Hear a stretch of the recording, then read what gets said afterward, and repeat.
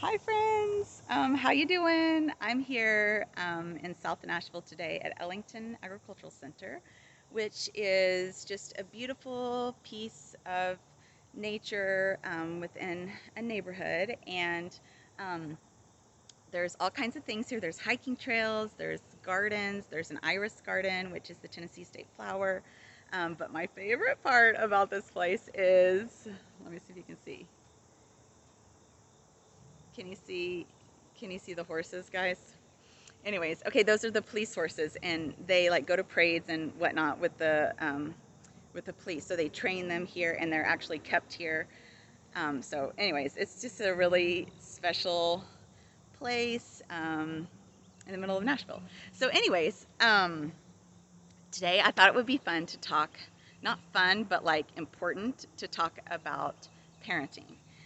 Um, Something that has really helped me in my parenting, um, probably since my kids started school, is just, how you're constantly learning about your children. You're constantly, learning about their needs and who they are and everything. Well, it really helped me to learn just more about introverts and extroverts because I naturally am an extrovert. And so that's where I gain my energy. I love being around people. It just really gives me life.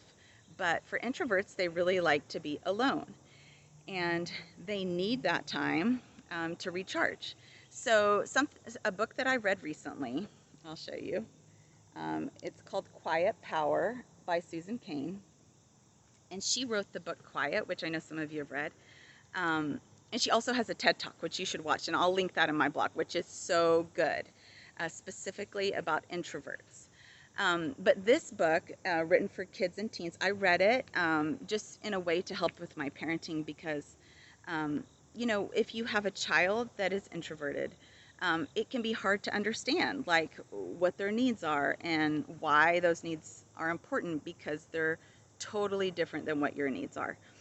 So, an example is that whenever um, my son first started going to school, he would be very pleasant at school. His teachers always had good things to say about him. But then, and even in the car pickup line, he would be talking to the teacher and be all happy and everything. And as soon as he would get in the car and shut the door, he would lose it. Like, I don't know. I didn't understand. I was like, did I offend him? What happened? Like, I don't know. I couldn't figure out what was going on.